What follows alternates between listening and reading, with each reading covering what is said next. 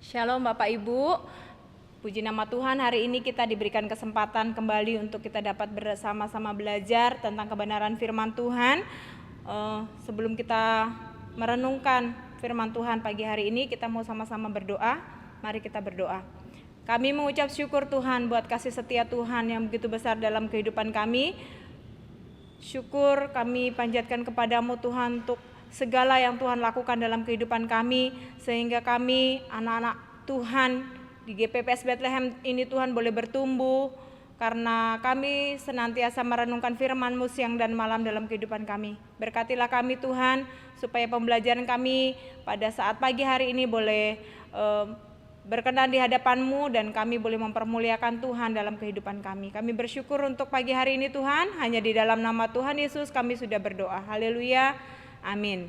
Oke, Bapak Ibu, pagi hari ini kita melanjutkan kembali merenungkan kebenaran firman Tuhan yang kita sudah baca dalam Yohanes 12. Ya, dalam Yohanes 12 kita akan belajar bagaimana Tuhan sudah melakukan mujizat yang besar dalam kehidupan Lazarus. Ya, Tuhan membangkitkan Lazarus dari kematian. Itu mungkin mujizat yang terlalu besar. Kita mungkin tidak mengalami mujizat itu. Tetapi dalam kehidupan kita, saya pribadi mengalami banyak sekali mujizat yang Tuhan lakukan dalam kehidupan saya. Saya berharap dan saya tahu bahwa mungkin mujizat Tuhan yang Tuhan lakukan kepada Bapak Ibu lebih besar daripada mujizat yang terjadi dalam kehidupan saya. Ya. Nah, bagaimana sikap kita dalam menghadapi cinta kasih Tuhan yang Tuhan lakukan dalam kehidupan kita, menghadapi pemeliharaan Tuhan yang Tuhan lakukan dalam kehidupan kita? Apa yang harus kita lakukan? Ya, kalau di dalam ayatnya yang ketiga, firman Tuhan mengatakan, maka Maria mengambil setengah kati minyak narwastu murni yang mahal harganya, lalu meminyaki kaki Yesus dan menyekanya dengan rambutnya, dan bau minyak semerbak di seluruh rumah itu. Bapak Ibu, kalau Bapak Ibu membaca kembali ayat-ayat selanjutnya, di sana dikatakan minyak narwastu itu lumayan mahal, ya. Tetapi Maria melakukan itu bagi kemuliaan Tuhan. Ya, dia melakukan itu bukan untuk mencari ketenaran pribadi. Ada banyak orang yang melakukan penyembahan bagi Tuhan atau melakukan doa yang dipanjatkan kepada Tuhan atau bersyukur kepada Tuhan karena ingin dilihat oleh orang lain, karena ingin diperhatikan oleh orang lain. Tetapi Maria tidak melakukan itu, Bapak Ibu. Ya, di sini dikatakan bahwa dia melakukan dengan tulus. Ya, meskipun harganya mahal, tetapi dia tidak hitung-hitungan dengan Tuhan. Bagaimana dengan kehidupan kita? Ada banyak orang yang bersyukur kepada Tuhan tidak melalui doanya, tetapi di sosial media misalnya. Ya, ada orang ingin berdoa tetapi nulisnya di sosial media. Dia tidak perlu duduk berlutut di bawah kaki Tuhan, dia tidak perlu merendahkan diri di hadapan kaki Tuhan, tetapi dia menulisnya di status.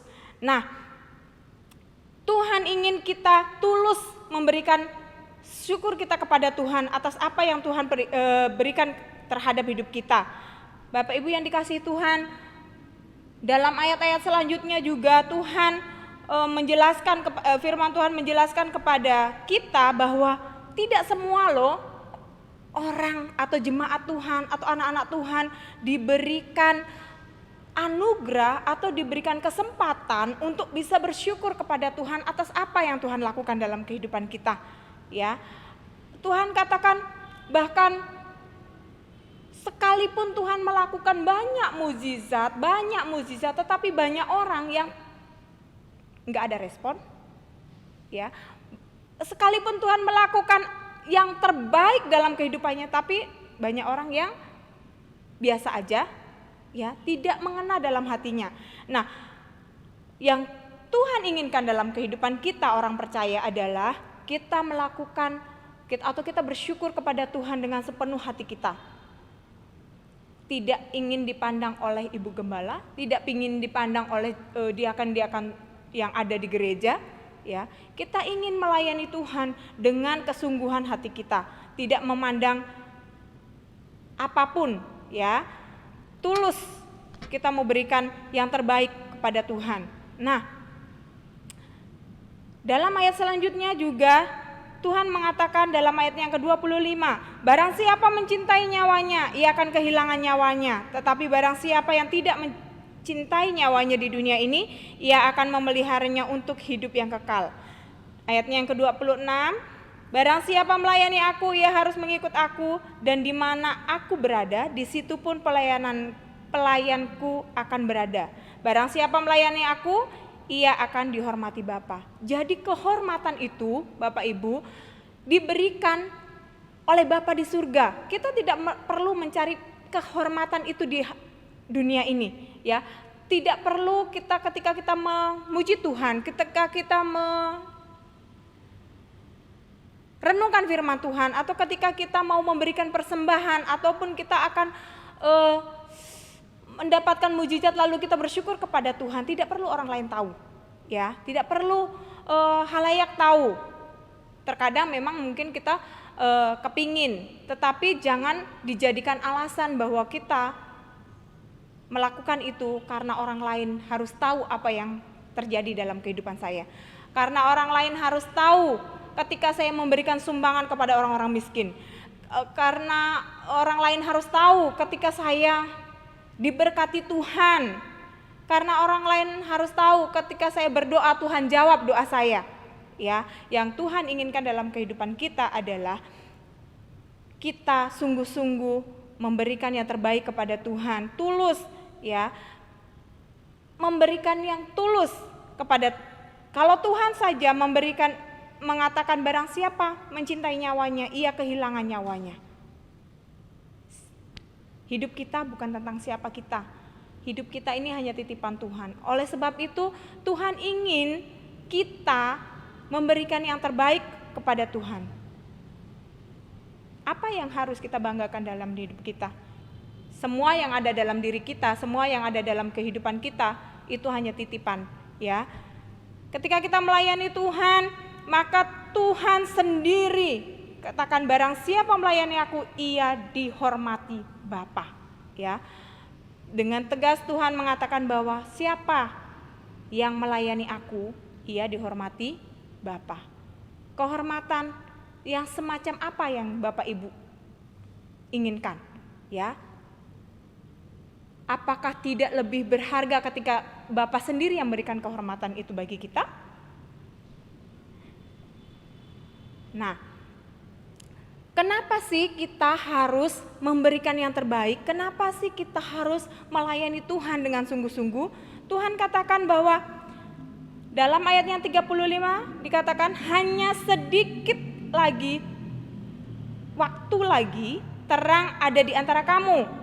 Selama terang itu ada padamu, percayalah kepadanya supaya kegelapan jangan menguasai kamu. Barang siapa berjalan dalam kegelapan, ia tidak tahu kemana ia pergi, ya. Terang itu kalau dari ayat-ayat pasal-pasal sebelumnya sudah dikatakan bahwa terang itu adalah Tuhan Yesus sendiri. Jangan lagi kita mencari terang, ya, sebab terang itu ada dalam Yesus dan kita sudah ada dalam terang itu, ya. Firman Tuhan tadi katakan selama terang itu ada dalam kita, percayalah kepadanya supaya kegelapan jangan menguasai kita. Ketika kita tahu kebenaran, ketika kita tahu apa yang Tuhan nyatakan dalam kehidupan kita, ada banyak mujizat yang Tuhan lakukan dalam kehidupan kita, maka yang kita lakukan adalah kita percaya kepada Sang Pemberi terang itu sendiri, ya. Kita tidak bisa melakukan apa-apa tanpa Dia. Firman Tuhan katakan sedikit waktu lagi, tidak ada banyak waktu. Tuhan katakan sedikit waktu. Oleh sebab itu kita harus mempergunakan waktu kita semaksimal mungkin. Ya, kalau firman Tuhan, saya bersyukur juga gereja ini ada memberikan kepada kita wadah atau kesempatan untuk sama-sama merenungkan kebenaran firman Tuhan, ya, pasal demi pasal, ya, merenungkan siang dan malam, ya, karena kita akan disebut orang-orang berbahagia dan orang-orang yang berhasil ketika kita merenungkan firman itu siang dan malam dalam kehidupan kita. Ya. Seperti yang Bapak Ibu tahu bahwa meskipun ada banyak mukjizat yang Tuhan lakukan dalam kehidupan orang-orang Yahudi pada zaman itu dan pada zaman sekarang, ya, tetapi ada banyak orang yang tidak percaya kepada Tuhan. Ayat yang ke-37, Tuhan mengatakan, dan meskipun Yesus mengadakan begitu banyak mukjizat di depan mata mereka, namun mereka tidak percaya kepadanya. Jadi ketika kita menjadi anak-anak terang, percayalah bahwa Tuhan sendiri yang akan berkarya dalam kehidupan kita, memberikan kita kemampuan untuk melakukan segala sesuatu demi kemuliaan nama Tuhan. Nah, meskipun kita berusaha mati-matian, kita berjuang mati-matian, tetapi kalau terang itu tidak mau tinggal di dalam hidup kita, maka kita tidak akan bisa mengatakan bahwa Tuhan itu luar biasa, Tuhan itu baik. Firman Tuhan katakan kalau kita bisa mengatakan puji Tuhan, haleluya, itu bukan karena kita, tapi karena Tuhan yang memberikan kemampuan kepada kita. Ya, nah, jadi bersyukur kepada Tuhan. Ketika ada banyak orang, ya meskipun banyak orang yang sekalipun mujizat itu terjadi dalam kehidupan mereka dan mereka tidak percaya kepada Tuhan, kita diberikan kesempatan untuk kita menjadi orang-orang atau anak-anak yang tinggal dalam terang itu. Ya, dalam ayatnya yang ke-40 dikatakan, Ia telah membutakan mata dan mendegilkan hati mereka, supaya mereka jangan melihat dengan mata dan menganggap dengan hati, lalu berbalik sehingga aku menyembuhkan mereka. Tuhan ada waktunya, Tuhan memang sengaja, ya, seperti ayat sebelumnya Ibu Gembala sudah menyampaikan bahwa ada waktunya ketika orang, sekalipun orang percaya, orang yang tinggal dalam terang, ketika Maria mengatakan kepada Tuhan, Lazarus sedang dalam keadaan kritis, dan Tuhan tidak langsung menolongnya. Begitu juga Tuhan ada waktunya, apa yang seharusnya terjadi, Tuhan tidak mengizinkan itu terjadi. Supaya apa? Supaya kita berpikir, kemudian kita benar-benar hidup dalam mengandalkan Tuhan. Ya,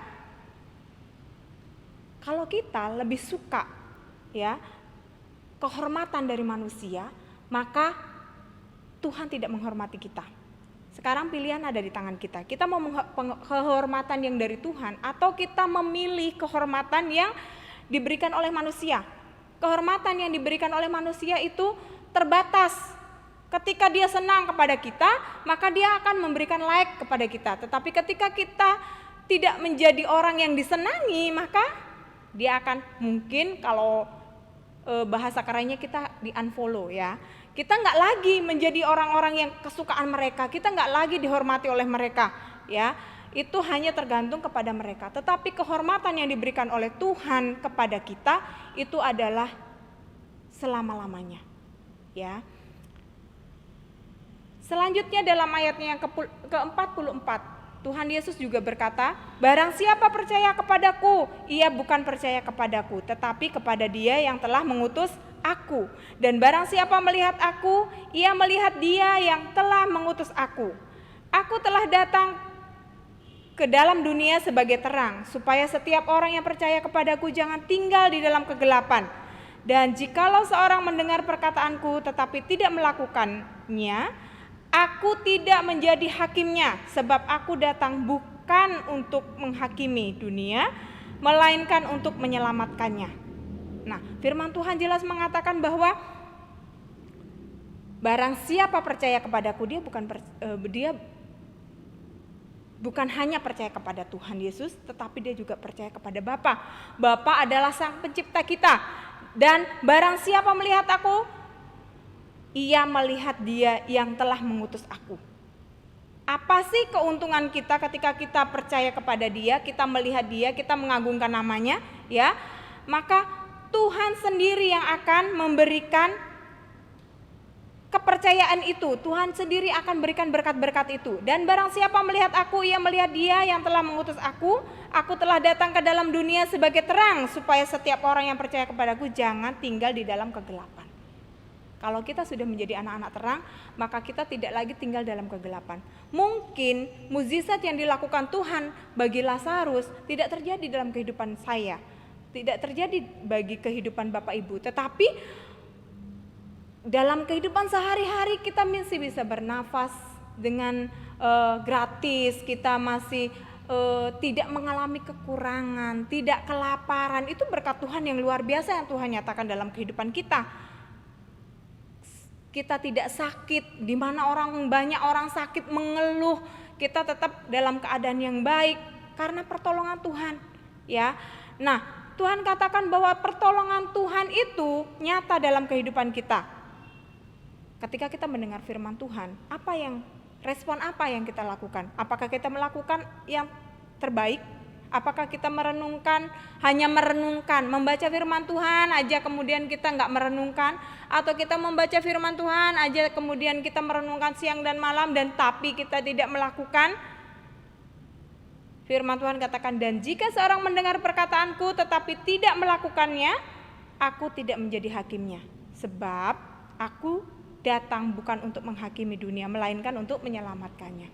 Ya, Tuhan menyelamatkan kehidupan kita, memberikan keselamatan bagi kita, memberikan terang dalam kehidupan kita untuk melakukan segala sesuatu. Kita tidak akan bisa melakukan apapun tanpa terang itu. Ya, kita nggak kehilangan arah, kita akan menjadi orang yang kehilangan arah ketika terang itu tidak lagi tinggal dalam kehidupan kita. Barang siapa menolak aku dan tidak menerima perkataanku, ia sudah ada hakimnya, yaitu firman yang telah kukatakan. Itu yang akan menjadi hakim pada akhir zaman. Artinya bahwa ketika Tuhan datang memberikan kebenaran itu bagi kita, yang berhak untuk menerima atau tidak itu diri kita sendiri.